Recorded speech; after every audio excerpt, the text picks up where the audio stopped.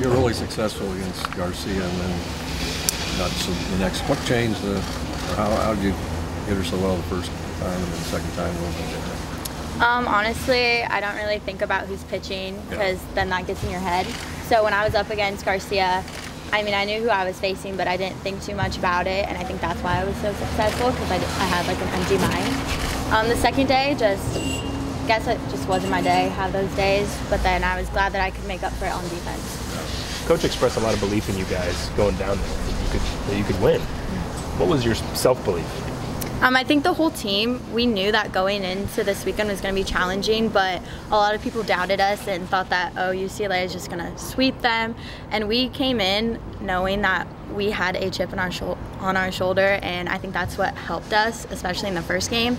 I think this series was one of the best that we played, especially against ranked #1 in the nation. So I'm really proud of this team and what we accomplished this past weekend. And the schedule kind of turns now. You've got some different caliber teams, not the #1 team at least anymore. How battle tested do you guys feel at this point for the stretch run? Just what kind of a gauntlet have you had to deal with the last couple of months to get you ready to play well now?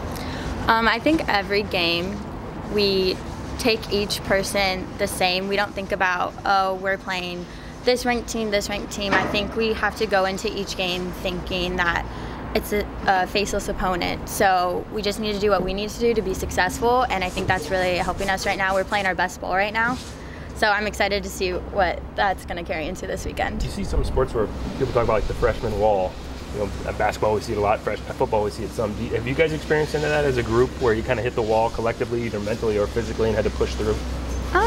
I don't think so. I think we're very strong-minded right now, and we always get each other like through things. We always pick each other up. I don't think there's ever been a time where like we've all been down, and so that really helps because we're all very close on and off the field. So I think that carries into our play.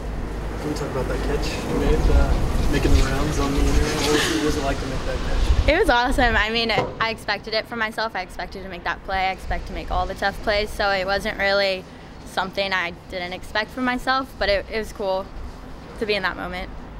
I summarized how just max effort you guys have been all year and no quit. What have been the keys to instilling that? Does that come from coach? Does it come from you guys as players? Just maintaining that resolve through all the highs and lows this year?